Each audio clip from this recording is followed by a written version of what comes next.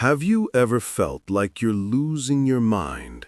Like your reality is being rewritten right before your eyes? Or maybe you felt an intensity so intoxicating it almost felt like love.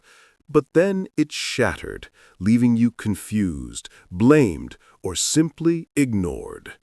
What if I told you these aren't just bad moments, but carefully crafted psychological traps designed to control you? Welcome, truth seekers. Today, we're dissecting every major manipulation technique and arming you with the ultimate playbook to combat them. Get ready to reclaim your power, because ignorance is no longer an option. Secret 1. The subtle rewriter, gaslighting. We all know the word gaslighting, but few truly grasp its insidious power. It's not always shouting or dramatic scenes. Imagine someone gently, quietly rewriting the story of your life, piece by piece, until you begin to wonder if you're the problem, the crazy one. What if that little voice in your head telling you you're overreacting isn't your own? You remember an event clearly, perhaps a simple conversation with a colleague about project deadlines, and they insist that never happened. Or you express how a certain comment hurt you, and you're met with, "You're being too sensitive. It was just a joke." Their goal isn't to disagree, it's to make you doubt your perception of reality. Slowly, stealthily, you start trusting their version more than your own. That, my friends, is the terrifying genius of gaslighting. It's a slow poison, one small moment, one look, one denial at a time. It erodes your memory, your emotions, your very gut instinct. It appears in every corner of life: romantic partners, family dynamics, even the workplace with a boss who constantly moves goalposts. It always ends in the same suffocating loop: confusion, doubt, and then a chilling silence. Because if they can make you doubt your version of reality, they can write any script they want for you. How to combat gaslighting. So, how do you fight a ghost? You get undeniably, stubbornly clear. Document everything.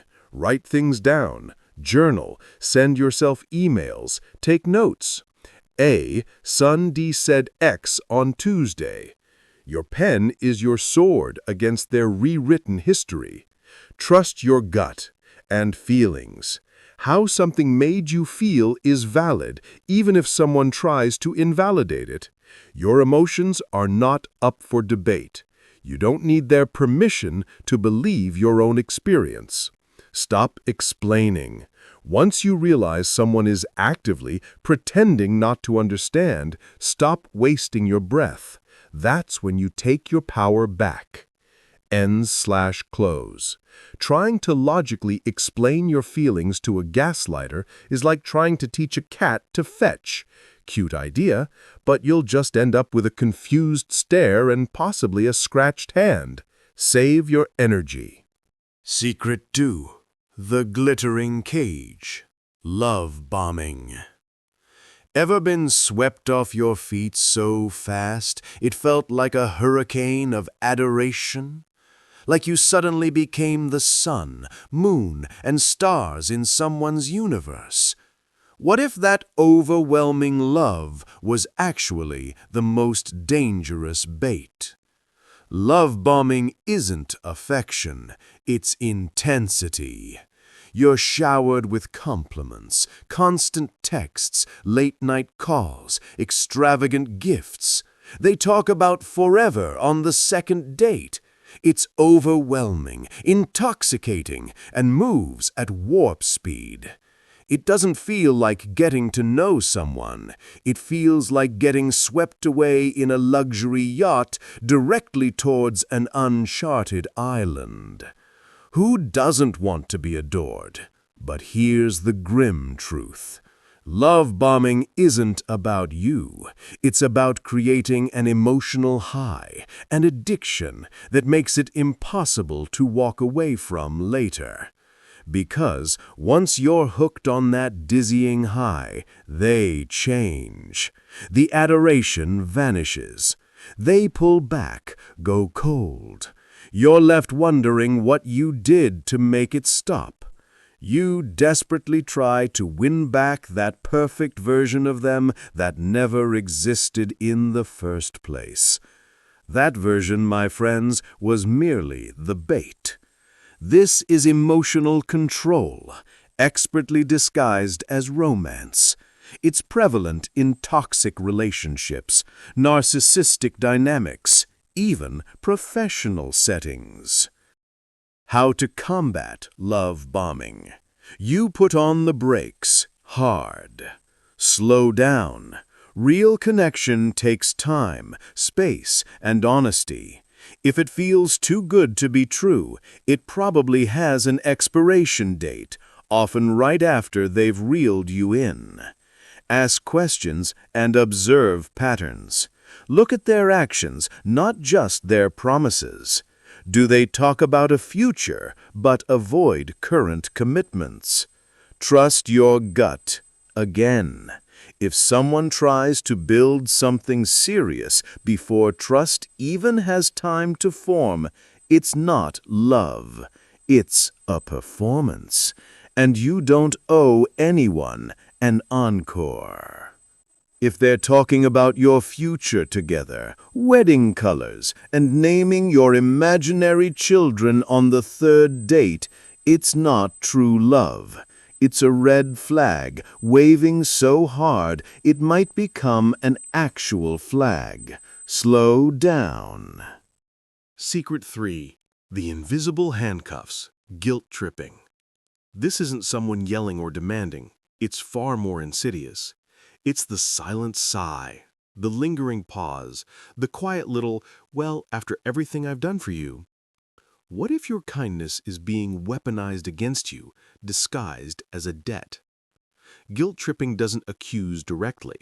It makes you feel like you've let them down, like you should have known better. Saying no suddenly makes you selfish, cold, or ungrateful. It's not about what you actually did, it's about making you feel like you failed in some invisible way, even if you were just setting a healthy boundary. Guilt tripping turns care into currency, and your kindness into a debt you're forever trying to repay. The worst part? It works, especially if you're an empathetic soul. You feel the tension, the silence, the crushing disappointment. Before you know it, you're apologizing for nothing, or agreeing to something you never wanted. It shows up in families, relationships, friend groups, even when a subordinate tries to manipulate a Sunday to get out of a task. The goal is always the same.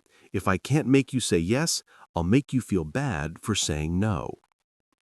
How to combat guilt tripping? You hit the pause button on their drama. Pause and reflect. Step back from the emotional onslaught. Ask yourself, did I actually do something wrong, or am I just being made to feel like I did? Real guilt comes from your own values. Manipulated guilt, that's someone else's control tactic. Hold your boundary. You are allowed to protect your boundaries, even if someone tries to emotionally punish you for it. Their disappointment is not your responsibility to fix. When someone starts the "after all I've done for you" routine, just imagine them holding a tiny invisible invoice. You don't have to pay it. Secret 4. The invisible team. Triangulation. Ever been caught in a conflict where it feels like you're not just arguing with one person, but an entire invisible team? What if someone is pulling others into your private disputes just to win? Triangulation happens when someone pulls a third person or more into a conflict instead of talking to you directly.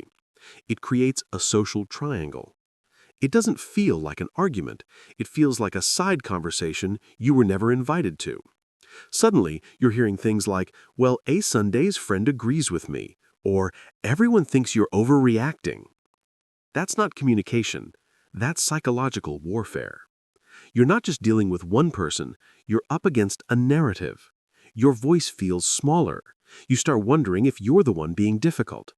That's the whole point. The triangulator isn't trying to solve the problem, they're trying to win by building alliances, shifting focus, and making you the common denominator. This tactic thrives in toxic family systems, romantic relationships involving friends, exes, or even therapists.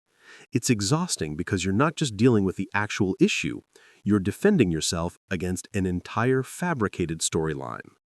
How to combat triangulation. A. Sundu.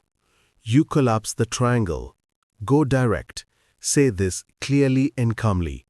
If you have a problem with me, talk to me, not about me. Keep it direct. Keep it simple. Refuse third-party engagement.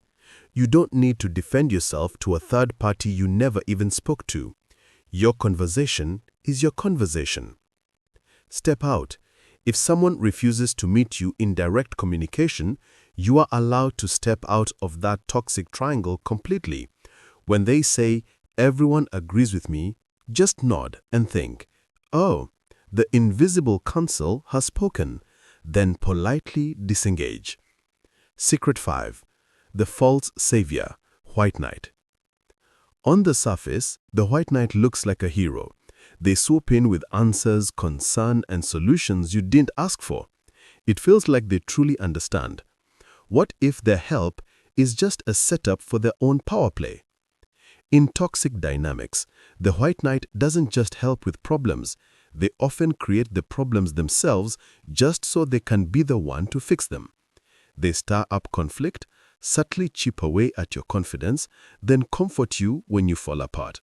They build the fire, then show up with the hose, earning your eternal gratitude. Why? Because being the savior gives them power. If you didn't need saving, they wouldn't have a role. It's subtle, wrapped in care and concern, but their support always comes with strings attached. It's not about you getting stronger. It's about you staying broken just long enough to keep them relevant. If you start growing, setting boundaries, or solving your own problems, they might withdraw, turn cold, or flip the script, making you feel ungrateful for everything they've done. How to combat the White Knight? Start noticing their pattern, the blueprint behind the heroics. Observe the cycle. Do things only fall apart when they're around, or do they quietly push things towards falling apart just so they can step in? Seek genuine support. Real support helps you rise. A White Knight needs you on your knees. Take genuine help, but don't give up your power in the process. Stand on your own. You don't need to be rescued. You just need room to stand on your 2 feet. If someone keeps showing up with a cape just when your life seems to be catching fire, maybe they're also carrying a matchbox. Just saying. Secret 6. The cruel silence. Silent treatment. Silence can be peaceful, calming, but the silent treatment, that's something else entirely. It's not a pause, it's a punishment. What if someone is using their absence to control your every move? This is when someone uses absence to control you. They don't yell, they don't explain, they just go quiet, cold, distant, unreachable. And they stay that way until you give in. The silent treatment isn't about space, it's about power. You'll find yourself replaying everything, wondering what you did wrong, feeling pressured to fix something you don't even understand. That uncertainty is its secret weapon. You stop focusing on your own needs and start obsessing over how to get them to engage again. You apologize just to end the silence. You bend, you soften, you tiptoe, not because it's your fault, but because the quiet is unbearable. For the manipulator, that silence becomes a tool. It says, I control when this relationship feels safe. I control when you feel seen. And if I withdraw, you'll chase me. It shows up everywhere. Romantic relationships, friendships, even at work. anywhere someone wants to win without having a conversation. How to combat the silent treatment? You stop chasing their noise. Name it. Clearly state what's happening. If you're upset, I'm open to talking, but I won't be punished with silence. Hold your ground. Communication is a two-way street. If someone refuses to speak unless they're being agreed with, they're not looking for connection. They're looking for control. The silent treatment is just an adult temper tantrum without the shouting. Treat it accordingly. You don't negotiate with toddlers or silent manipulators. Secret 7. The Endless Trail. Breadcrumbing. Have you ever received just enough attention to keep you hooked, but never enough to actually move forward? What if those sporadic "hey" texts are designed to keep you on an invisible leash? Breadcrumbing is when someone sends a "hey" text every few days, reacts to your story, compliments you randomly, just enough to remind you they exist. But when it comes to making plans, showing up, or committing to anything real, it's always vague, always later, always just out of reach. It's emotional clickbait. You keep checking, hoping this time it'll be different, that maybe now they're finally ready to show up. But they're not. They're just dropping another crumb. The goal isn't connection, it's control. It keeps you emotionally invested while they stay unaccountable. You get stuck in a loop of anticipation and letdown. It's hard to walk away because they never truly ended either.